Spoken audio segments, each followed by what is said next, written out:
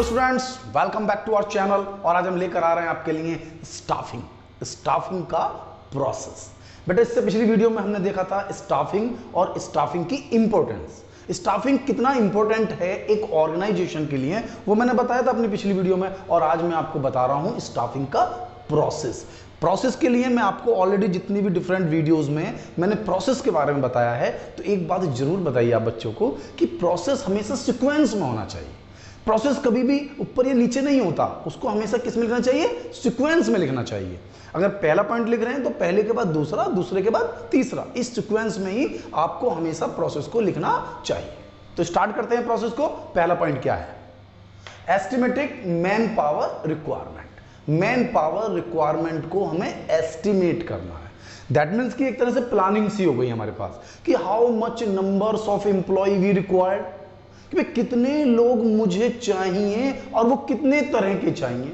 तो उसको हम चाहें तो अपने डिफरेंट पार्ट में बांट सकते हैं। भाई वर्कलोड को एनालिसिस करेंगे, वर्क फोर्स को एनालिसिस करेंगे। वर्कलोड मतलब वर्कलोड में हम ये देखेंगे कि कितने तरह के एम्प्लॉइज हमें रिक्वायर्ड हैं, कितने तरह के लोग हमारे पास हैं। और वर्क फोर्स में हम चेक करेंगे कि क्या वो वर्क फोर्स, ऐसा तो नहीं है, ऐसा भी हो सकता है कि हम स्टाफिंग के प्रोसेस में सर्च करने पहुंच रहे हैं और हम ओवरलोडेड है, अंडरलोडेड है।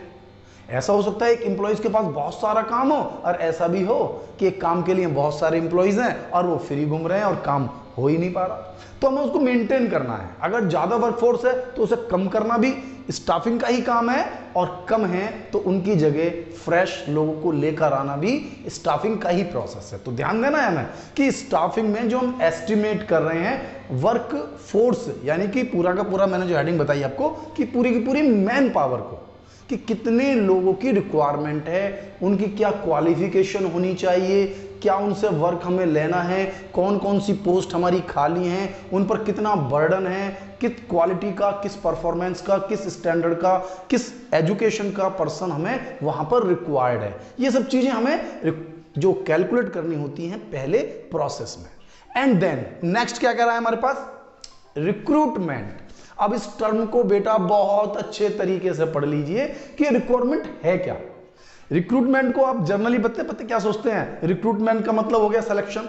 रिक्रूटमेंट सिलेक्शन नहीं होता। रिक्रूटमेंट आप समझिए कि रिक्रूटमेंट का मतलब होता है मैक्सिमम से मैक्सिमम लोगों को अपने ऑर्गेनाइजेशन में इनवाइट करना।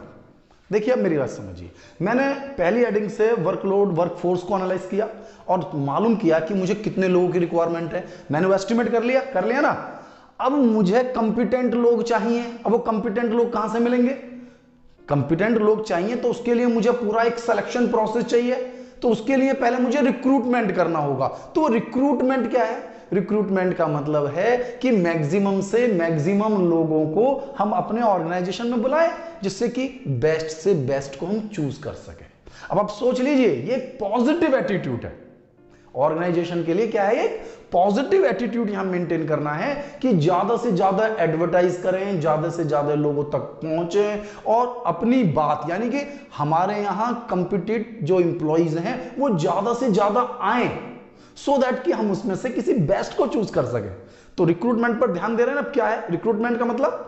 कि ज्यादा से ज्यादा हम लोगों को इनवाइट कर रहे हैं, बुला रहे हैं।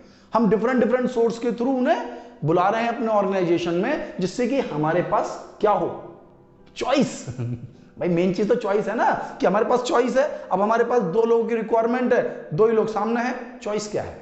तो चॉइस के लिए हमें रिक्रूटमेंट करना है और उसके लिए हमें मैक्सिमम से मैक्सिमम लोग चाहिए। तो रिक्रूटमेंट का मतलब यह है कि मैक्सिमम से मैक्सिमम कितने लोगों को हम बुला सकते हैं, ज्यादा से ज्यादा कितने लोग हमारे ऑर्गेनाइजेशन में सिलेक्शन के लिए आना चाहते हैं। तो उसे हम कहते हैं रिक्रूटमेंट।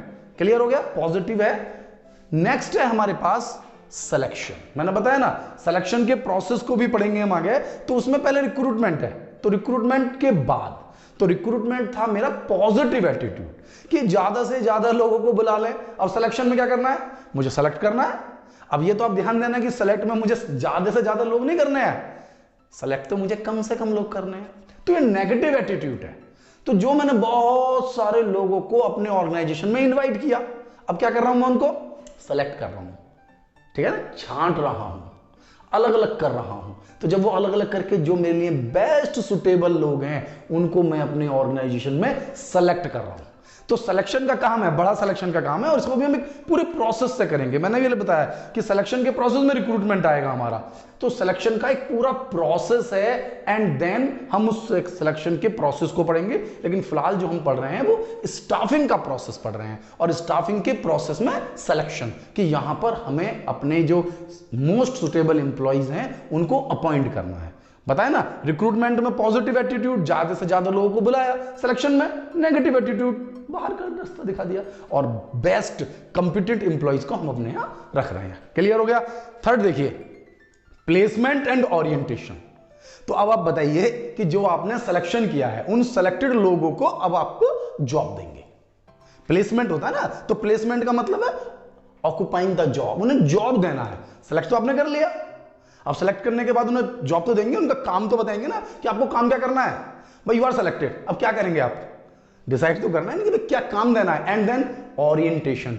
ओरिएंटेशन का मीनिंग होता है इंट्रोडक्शन, यानी कि आपने जिन लोगों को सेलेक्ट किया है, काम दे रहे हैं, उनको हम क्या कर रहे हैं, ओरिएंटेड करा रहे हैं, लोगों से मिलवा रहे हैं। अगर छोटा ऑर्गेनाइजेशन है तो भाई डोर टू डोर, यानी कि लेकर हम साथ में सबसे मिलवा देंगे। लेकिन अगर बड़ा ऑर्गेनाइजेशन है, हजारों एम्प्लॉइज काम कर रहे हैं, तो कैसे ओरिएंटेशन होगा।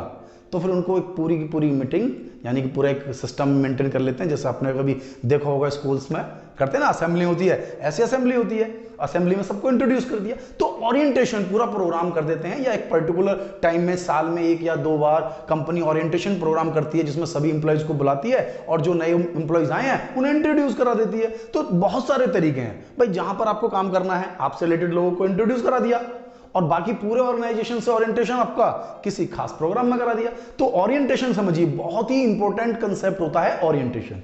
ओरिएंटेशन से जान पहचान बढ़ती है, काम में स्मूथनेस आती है। ओरिएंटेशन इसलिए जरूरी होता है, जब हम एक दूसरे को जानते हैं, पहचानते हैं, हाँ ये बंदा वो है, ये हमारा सीनियर है, हमारे सीनियर के साथ काम करता है, ये क्वालिटी, तो दैट मीन्स क्या होता है कि एक फैमिलियरिटी आती है, और उस फैमिलियरिटी में हम जो कोऑर्डिनेशन है वो क्रिएट होता है, हेल्प मिलती है, और हम एक दूसरे की मदद के साथ अपने ऑर्गेनाइजेशन को आगे ले जाते हैं। ठीक है, नेक्स्ट है हमारे पास ट्रेनिंग एंड डेवलपमेंट।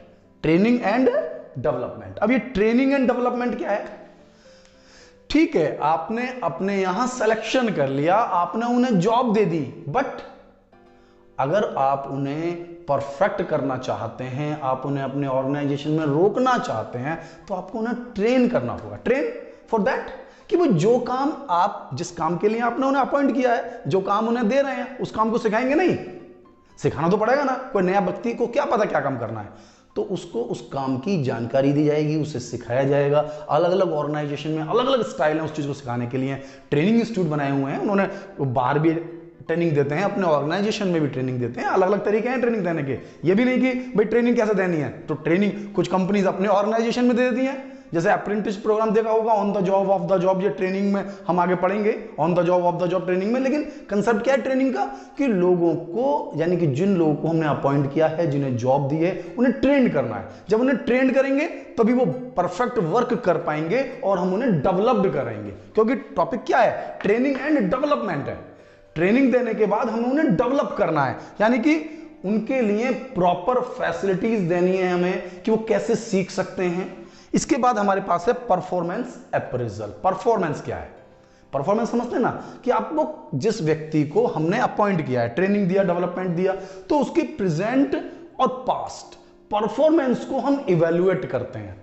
वैसे जनरली हमारा ट्रेनिंग एंड डेवलपमेंट पे खत्म हो जाता है, लेकिन जो छोटे ऑर्गेनाइजेशन होते हैं उनमें एचआरएम तो होता नहीं है, ह्यूमन रिसोर्स मैनेजमेंट, तो वहां जो सिलेक्शन का प्रोसेस होता है वो लाइन स्टाफ करता है, टॉप मैनेजमेंट करता है। तो उसमें हमारे पास ये 3 पॉइंट्स और इन्वॉल्व हो जाते हैं, परफॉर्मेंस अप्रेजल। तो यहां पर हम उन इंप्लॉइज की परफॉर्मेंस को चेक करते हैं ट्रेनिंग के बाद, कि वो हमारे ऑर्गेनाइजेशन में क्या वर्क कर रहे हैं, और उनकी पास्ट और प्रेजेंट परफॉर्मेंस क्या है। वो कैसे करेंगे हम, ये आप समझ लीजिए। ये हमारा टॉपिक एक्चुअली में तो कंट्रोलिंग का है, लेकिन कंट्रोलिंग हर स्टेप पर होती है।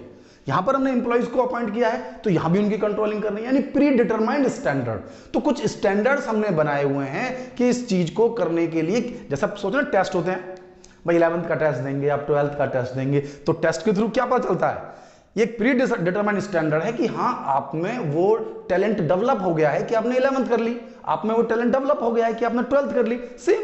सेम हमारे यहाँ ट्रेनिंग एंड डेवलपमेंट में हमारा इस सिस्टम। इसके बाद परफॉर्मेंस अप्रेजल, परफॉर्मेंस अप्रेजल तो बताया मैंने। नेक्स्ट है प्रमोशन एंड कैरियर प्लानिंग।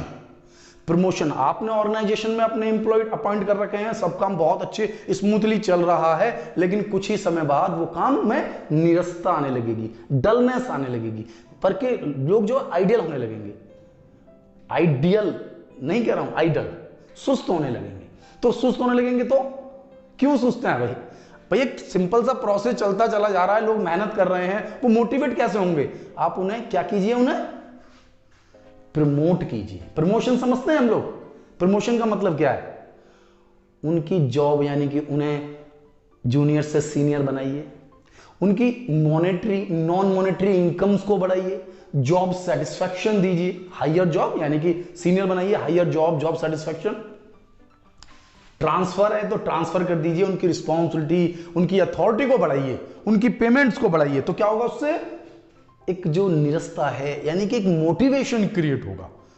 तो मोटिवेशन अलग से करने की जरूरत नहीं है, मोटिवेशन यहीं से कंप्लीट होता है। मोटिवेशन तो जरूरी है, हर स्टेप पर मोटिवेशन चाहिए, बिना मोटिवेशन के कोई काम ऑर्गेनाइजेशन में हो ही नहीं सकता। एक है कैरियर प्लानिंग, उनके लिए हमें कैरियर प्लानिंग करनी होगी कि भाई उनको देखिए, ट्रेनिंग तो हमने दे दी थी, ट्रेनिंग के साथ साथ अब आगे उनकी कैरियर प्लानिंग कि किस तरीके से उनकी पर्सनैलिटी को, उनकी वर्किंग परफॉर्मेंस को लगातार सुधारा जाए, ये हमारी कैरियर प्लानिंग के थ्रू हम समझते हैं। नेक्स्ट बिल्कुल लास्ट में है हमारे पास कंपनसेशन।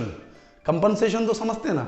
कंपनसेशन का मतलब होता है कोई भी सैलरी, वेजेस, किसी भी फॉर्म में हम monetary and non monetary, present and future, ठीक है ना, आज के लिए भी फ्यूचर के लिए भी, जैसे इंश्योरेंस दे दिया, सैलरी तो दे ही रहे हैं, बोनस भी दे रहे हैं, और इस पर भी अलग अलग तरीके से पेमेंट कर रहे हैं।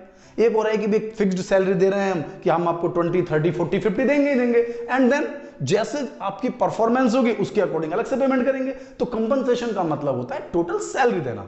तो ये जो सिस्टम है पूरा प्रोसेस है, इस प्रोसेस के थ्रू हम पूरा का पूरा कंसेप्ट है कि स्टाफिंग को ध्यान से पढ़ना है हमें हर बार, कि हम जो प्रोसेस पढ़ रहे हैं, कई तरह के प्रोसेस होंगे इस चैप्टर में, तो हम जो पढ़ रहे हैं वो स्टाफिंग का प्रोसेस पढ़ रहे हैं। तो आपको मेरी वीडियो कैसी लगी? आई थिंक समझ में तो आई गई होगी। अगर आपको समझ में आई हो, अच्छी लगी हो, तो वीडियो को लाइक करें और अपने दोस्तों के साथ शेयर जरूर करें, और मेरे चैनल को सब्सक्राइब करें। और सबसे जरूरी चीज है, अगर आपने अभी तक बेल आइकॉन को प्रेस नहीं किया है तो बेल आइकॉन को प्रेस कर लें, जिससे कि मेरी वीडियो के लेटेस्ट नोटिफिकेशन आपको लगातार मिलते रहें। थैंक यू, मिलता हूं नेक्स्ट वीडियो में।